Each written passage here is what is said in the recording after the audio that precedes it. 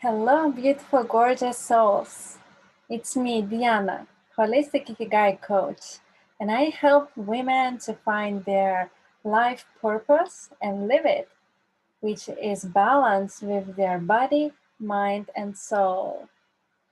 And today we have our first session, and our topic is Introduction to Types. Today we will be diving into the meaning of 4 letters. And at the beginning, I want to say that there is one good news for all of you who are going to participate in these 5 sessions we will be having from now on. One of you can win a 1 month, 10 minutes coaching with me. So I invite you to be very active, to do homeworks, to comment your experiences, and maybe later work together with me. All right, so how our agenda looks today. First of all, we will be talking about the theory of MBTI. Later, we will estimate what is your MBTI type. We will find out your 4 letters. Then we will verify it. There will be attached PDF file where you can read descriptions. And finally, the most juicy part, doing homeworks. Okay, so let's start. So very shortly, a little bit of theory. So what is MBTI? So MBTI is Myers-Briggs personality type indicator, and it is tool developed to divide people into 16 personality types. And it identifies people's likes and dislikes, what person prefers something more than another. And this tool was developed by Isabel Myers and her mother, Catherine Briggs, based on their work with Carl Jung's theory of personality types. And today, Myers-Briggs type indicator is very widely used all around the world, especially in companies to make a better teamwork and for people helps to find their career which suits their core identity, and not only there, it really helps to know themselves and develop better relationship with yourself and others. So as I said, that this tool just shows what you are preferring, what are your preferences. So yes, I just want to remind, take your notes because we will be writing and writing our memos. So first thing, if you want, you can do that or just imagine. Write your sign, and then after this, try to write the same sign with opposite hand. And what's happens? So that we are usually having the hand we prefer to write with, and we have non-preferable hand. So I want you to look at personality types when we will be talking as to your hands. So for example, if there will be like extroversion and introversion, so it will just mean that you prefer one thing than another, but it does not mean that you can't do the thing you don't prefer. So the things we are preferring to do more, it feels to us more natural, more flowing, and we don't think too much about this. It's very easy to do. And the things we do, what we're not preferred, it feels a little bit unnatural. It requires for us more time and efforts and concentration to do that. So just as I mentioned, you don't need to think that if you can write with one hand that you can't use another one. It's just take time to develop your ability. All right, so I want to start with our 4 dimensions of the type. So now the notes will be very useful to you. because we will be choosing which one you prefer, one or another. So like as you see here, extroversion or introversion, sensing or intuition, thinking, feeling, judging, perceiving. And now we will start with the first one, extroversion and introversion. So usually when people hear these words, they might imagine that if person is introvert, that usually he does not like people. But it's not true, because here it means how you recharge, how do you get your energy. So let's go to some examples. So there are two robots, and one robot gets energy when he goes outside and he gets energized from the sun. And another robot, he gets energized when he's connected and stays in his cupboard. And the thing here is like both of them can perform perfectly. Like they still can do the job very well, just the way how they charge is different. So how I have said that extroverts will be more people who get energized so from their surroundings, so maybe from people around them. And introverts will need their own time, so usually activities like reading, online courses, online workshops. They really love that because they don't need to go to directly interact face to face, because now everything goes more online, by email and chats. And I want to mention that now, because of the pandemic we're having here in our world, it's very good time for introverts to show up, because they still can stay in their safe space, in their comfort, without too much interaction with people, and also shine their talents. So I really invite all introverts to come out, to be seen online, and just share your gifts. The world needs you. One more example, how to differentiate extroverts and introverts. So extroverts usually will be more acting and then thinking people, and introverts opposite. So first they will think and then just act. And I think maybe you know such a people when you're in some group, and then there will be some extrovert who will say, oh yes, let's go to do now, oh that's amazing, let's do that. So it's usually very extroverted energy, and introvert probably will react to that. Let me think about this. Do I really want to do that? How do I feel? And so on. So this is the main difference.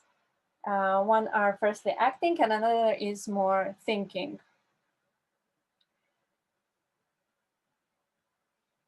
As well, from outside, extrovert people might look more like friendly and talkative, when introverts might look more calm and quiet, and maybe even shy.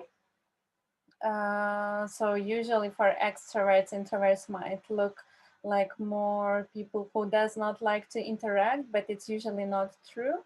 Just they need their time, and to feel more comfortable and reflect, and but they still need people and interactions. So just as I said, extroverts need more relationships, and introverts needs their privacy, but it's not always like 100%. Both types need each of something. And I just remember how, because my husband, he is super extroverted person and I'm very introverted, and actually I'm very happy when he's going out. So then I have a lot of time at home just reading books and enjoying. And he is also enjoying and getting energized.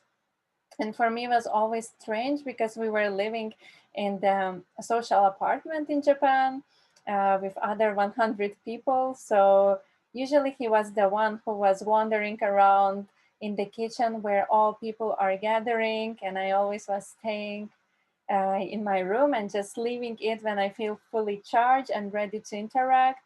And everything is absolutely all right. When we know these differences, then we can respect other people's boundaries. So my husband was usually like taking his book and going to read in the kitchen where will be probably other 10 people. And I was thinking, what? You're going to read book where around are other people? Because for me, like for introvert, I can't understand that. When I read book, I really need to be not too disturbed.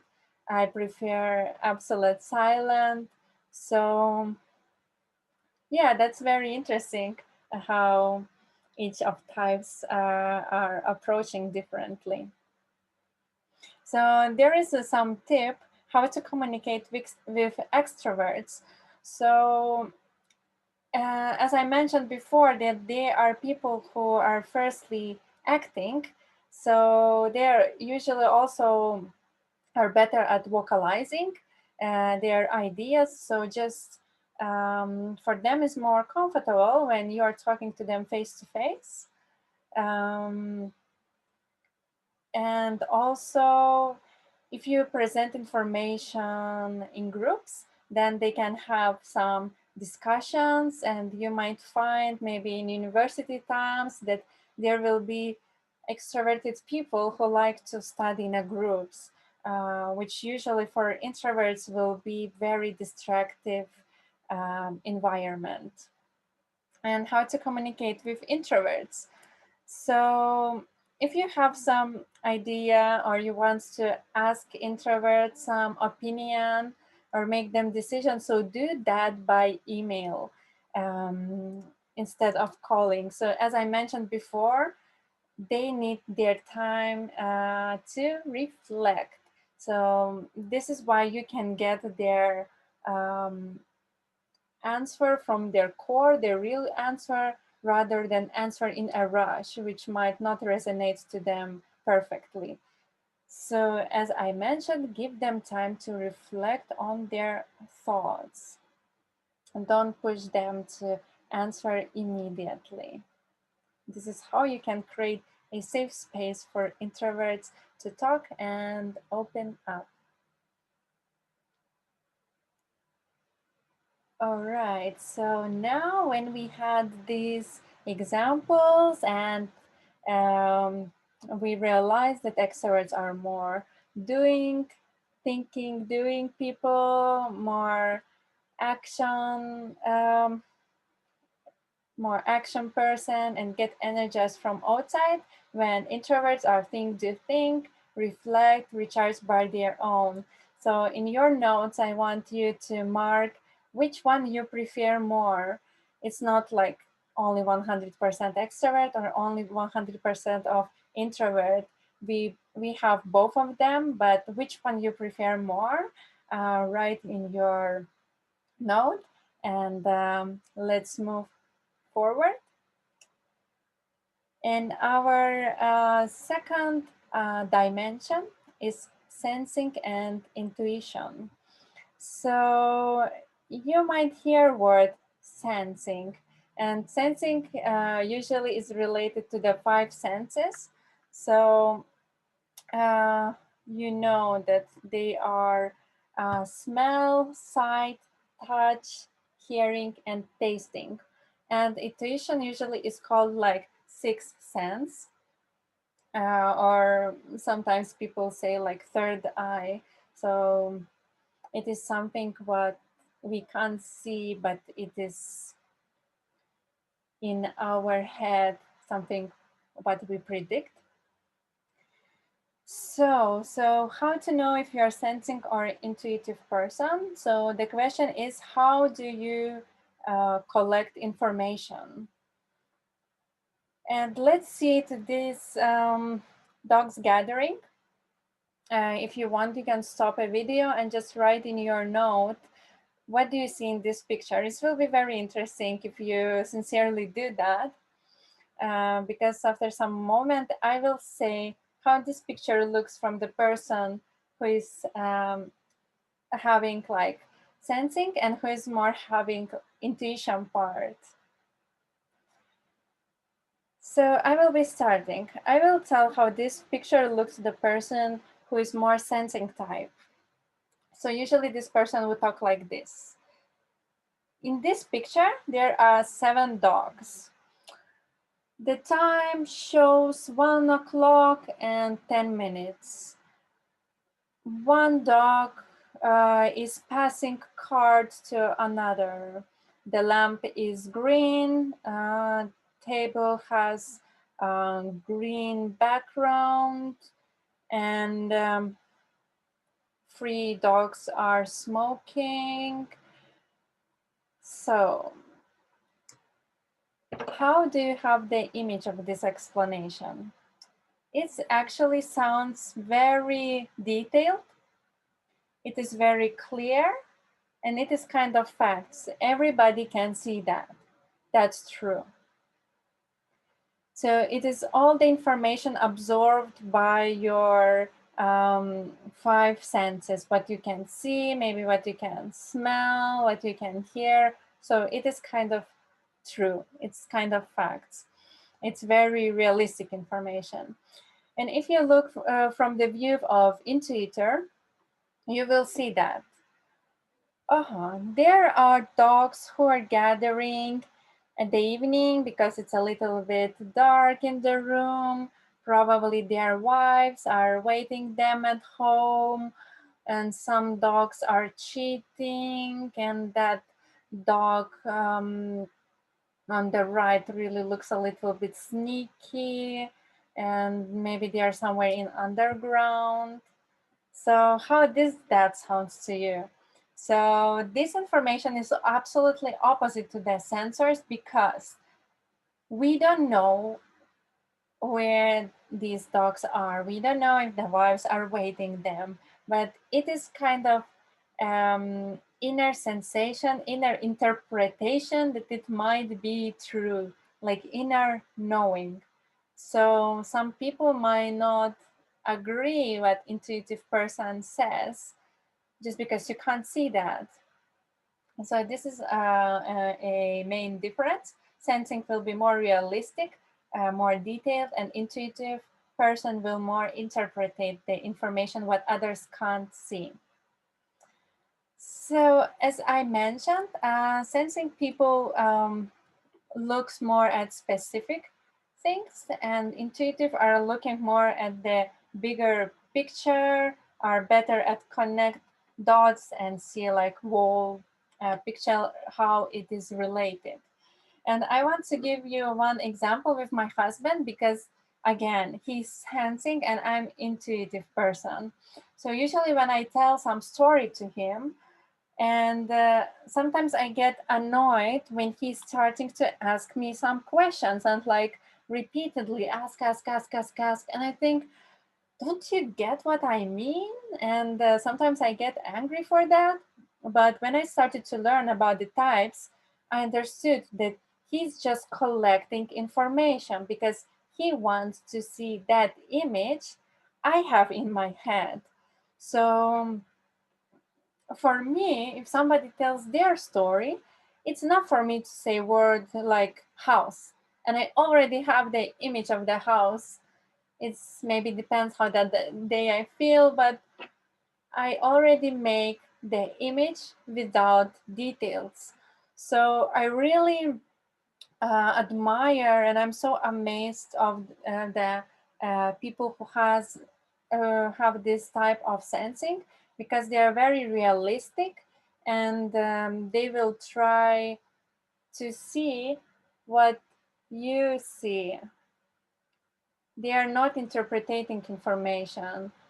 So, because intuitive person will imagine, and it's maybe not usually the same image as the speaker told about. So, just understanding this really helps to accept people and find a way how to communicate better. Also, sensing people are more grounded and more present, enjoying what is here and now, and intuitive are more living like toward the future, anticipating what might be. So again, with my husband, when we're going to the forest, he will be capturing like so small things like, Diana, look, what is this beautiful plant? And it's like really very small.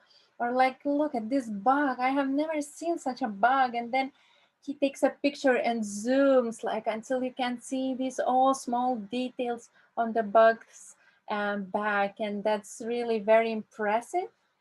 And intuitive person, as I said, they are more uh, future future orientated people. But it's also one amazing thing about them because they really inspire people to have visions, to dream, and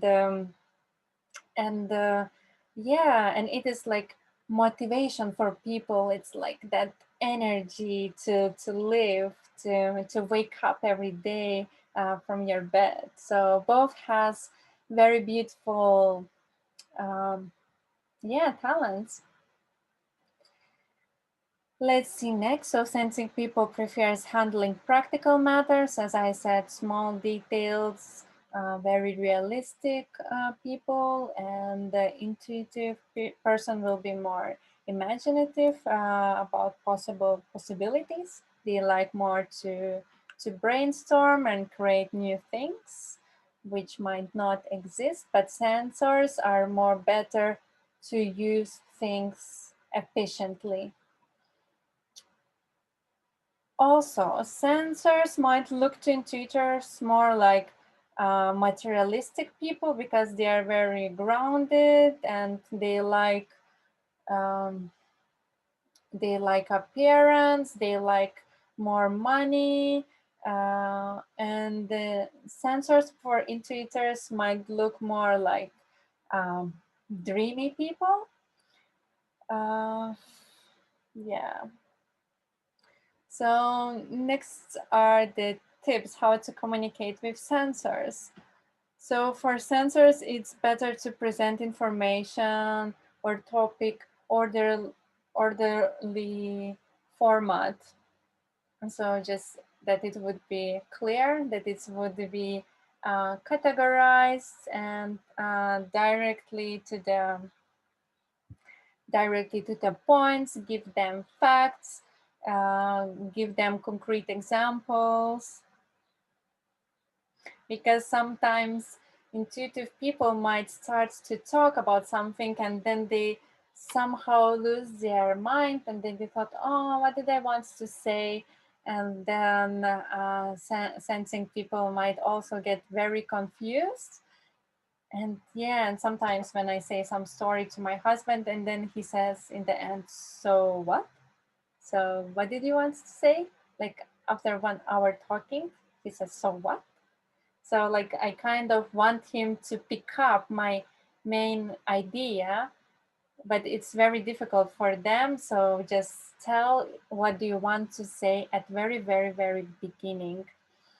If you can use for them some props, multimedia or samples to help them to experience 5 senses, they will memorize information even better. So give them to smell, to taste, to touch, to hear something. And about intuitors, how to communicate with them better. Let's see them bigger picture. Let's see them how something looks like in long term. Talk about the possibilities, ideas. Also, if you can give them a room to experience their creativity, because maybe sensors they need more structure, but intuitors, they need more freedom for experience the creativity. So don't say that something should be like kind of like this or this way. Allow them to solve it by themselves, and you will see how their creativity is just like wow, blowing your mind. Yeah, so as we talk, sensors are more specific, realistic, and very present, and intuitives see bigger picture, are more imaginative and anticipating the future. So in your notes, write letter S or N. If you don't know which one you are, leave it like um, with question mark, and later we will summarize our results. And now we will be moving to another dimension. It is thinking and feeling. So usually, to simply say, it is how you are making your decisions. So thinking represents head and feeling represents your heart. So simply, or you make your decision following your head or you're following your heart. And how it might look like when you are making decisions following your head. So it's usually decisions which very easy to measure, to evaluate, to see black and white side. You see pros and cons, while people who are making decision with their heart, they usually will have their internal values, their internal rules. So they will be doing decision according what resonates to them rather than social general rules.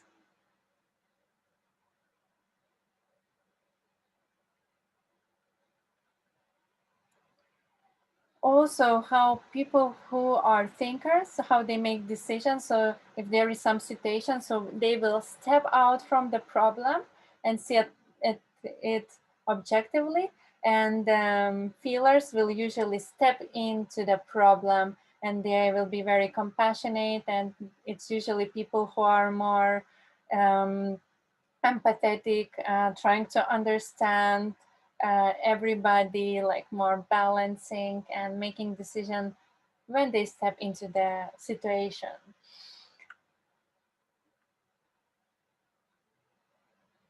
Mhm. So thinkers, I think you already understood that they look more like logic people, goes by logic, and feelers goes by personal convictions. And they usually, in general, um, what kind of careers would fit for these people? So for people who goes by logic, so it's usually like math, some engineering, IT work suits very well. And for feelers, working with people, like psychologists, counselors, teachers, suits very well. But again, I want to remind that I don't want you to stick to these labels. I want you to try, if you might be feeler, but you want to do something very like logical. So please do that. I really encourage you, because my experience was like I didn't know which personality I am, and after the school, I entrance University of Engineering, and of course. I enjoyed that, but my mother always said that Diana, I knew that you have to be a psychologist. And yeah, she could to tell me before, just after I graduated, and push me to that direction. But anyway, it took time. But Now I'm where I supposed to be. Even I have started to study engineering, but now I'm doing coaching, and I really feel that it is my sphere. I really like to work with people, and yeah, maybe if I would not do engineering, I would never find out that I really like to work with people. So really, I encourage you to do the things which are not following your type, because just because of this we can know what we prefer more and find out more about ourselves. So yeah, thinkers are good at analyzing plans and feelers are good understanding people, just as I talk now about the careers. And thinkers might look for feelers more like cold face, and feelers for thinkers might look very emotional people. And just yesterday I had the experience when I was excited to tell for one person that I'm so happy for having experience with them, and I came and hugged them strongly, and they didn't say me anything. And then I was like, what? Is it only me who's that excited? But because I'm learning about the type, so I just know that there are different kind type of people, and they are just showing their maybe emotions in different way, or maybe they tend more to keep inside. So it's more easier to accept others when you don't try to look at them through our own glasses. So, how to communicate with thinkers? Use your logic, um, not emotional arguments. Show them both sides, pros and cons. And also go briefly and get to the point. The way how to communicate with feelers. Um, Tell them some personal experience stories. Make with them a rapport. Um, Maybe make them laugh a little bit. It might take time, but when you open up, they will also open up to you, and show that you really care and wait for the answer. And for me, I'm not only feeler, but I'm also introverted feeler. And sometimes might look, for example, sad, and somebody asked me like, how do you feel? And then maybe I would say, oh, I'm all right, but that person maybe sees that I'm not all right. So so in that case, if you see that feeler is not all right, just give your time and ask other 10 times. So really, how are you? I'm really take care of you. Tell me more, or just allow for silence to be until they start to speak out. Yeah, so this is the way how to open up, because once you show that they have that safe space, they just start to share all their beauty they are keeping inside. So thinkers are more like logical people, more giving critics, are more focused on tasks, and feelers understands other people better. They prefer to praise other people and focus on relationship. So according to that, which one do you feel more? Do you prefer making decision with your head or with your heart? Are you making decision following some general rules, or you have your own rules, your own values you're making decisions with? So mark in your notes again if it's T or F letter. Again, if you don't know, just put a question mark here. And finally, we will be moving to the last explanation of the letter, and it is judging and perceiving. So, usually, it is how do we deal and interact with the world around us. And usually, how do we interact with the world around us when there are deadlines. So people who are judging type, and I want to uh, mark here that when I say judging type, it does not mean that these people like to judge people. It is just such a label to describe this type. So don't take it personally. Judges are not judges here. So when there is deadline, judges usually will have some plan. They will put milestone to milestone and build it efficiently, gradually, while perceivers, uh, that's very um, funny part of perceivers. So usually like here is goal, and then like half of the time they will be procrastinating, having fun, collecting data, and just at the end when they really feel that it is deadline, they put so much energy. They can be very efficient and accomplish things like in a last moment. That's really so amazing how they start to work. So the main difference, more organized way or more flowing and spontaneous way to achieve goals. So anyway, both types can achieve their goals just in a different ways. So judging type prefers an organized lifestyle, and perceivers prefers more flexible lifestyle. So from my own experience, judging person is my mother, and I am perceiver. So of course, my mother's clothes are always very organized into the colors, and my clothes were not organized when I was child. And my mother always was getting angry at me that, Diana, when you will learn to tidy your room? I'm really tired of your mess here. And when I was younger, of course, we were having argument about that.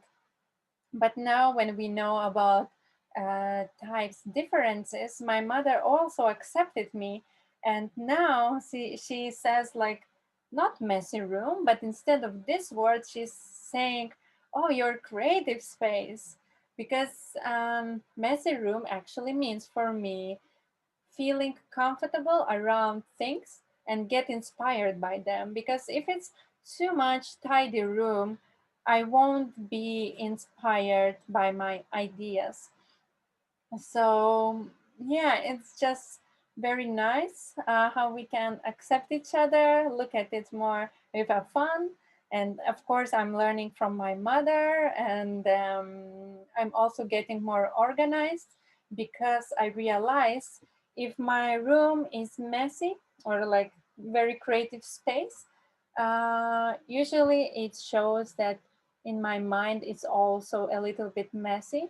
So I need to tidy up. Maybe I need to write some diary, just to make myself to feel and think more clear. So as I said, judging type likes order, structure, and perceivers likes to go with a flow. Judging type likes to have life under control. Perceivers prefers to experience life as it happens. Judging type likes to-do lists, limits, categories, and perceivers likes freedom to explore without limits. And so tips how to communicate with judges. So better if you give them clear deadline and timetable, and also if you present information in organized manner. It's very clear. And how to work with perceivers. So first of all, expect to have fun, because um, the, the actual work might start much later than you expect. So just leave that mind of working beside. Just have a little bit more fun, and give them space to make the conclusion by themselves. If you give them freedom. You don't put them into some frames, that there should be some kind of steps. They will make a conclusion, very creative, and really do their best. So again, there is summary that judging type is more planned, organized, more controlled and structured, and perceivers are emergent, flexible, unconstrained, and go with the flow. So which one you are? Or judging type or perceiver? Please write in your note. And here, it's time to choose the letters. And if you have somewhere where you put question marks, so for example, you don't know you're introvert or extrovert, but you know other letters, so then read both types. I will add a PDF file where will be descriptions of each type. So just read both of them where you are not sure. And maybe you can just mark the place which really resonates with you. And there will be one more PDF file, how each type looks in his healthy and unhealthy state. How they look from the outside, so you can get more information about that. And I don't know, just it's for me, I like homeworks. I never liked homeworks at school, but when it comes to the topic I really love homeworks. So I want you to define a personality type of three people you know. It can be your partner, family member, colleague, your friend. You even can try to do that for your cat. So be creative. Choose which types they are. I really believe that it will help you in the future to accept them and communicate better. And when you choose the letters, also write why you think so. And please share all your answers in comments. I really would love to hear that. Maybe if you write your why and you think like some certain letter, but if I have some different opinion, I would love to guide you, because I have experience of this tool for 3 years. I was studying it like every day, going to the coaching sessions, gatherings, and I really love this topic. So remind you once again, for those who are going to be active in this group, want to learn more, interact, share your experience, do homeworks, I will present one month's 10 minutes coaching program for you. And then we can just dive more deeper, um, work with our goals, our visions, start to do actions. Yeah, so I'm very excited and I'm looking forward for your answers. And thank you for being here. I really appreciate your time. I really appreciate that you invest that time for your growth, that you want to be a better person, you want to be better partner, better colleague, you want to create a better life around us. And yeah, together we can do that. So I wish you have a good day, and we will meet on Monday. And if you have any questions, please write me in comments or write me privately. I will answer in the next video, or maybe I just will make a separate Q&A video for you. Okay, have a good day. Bye.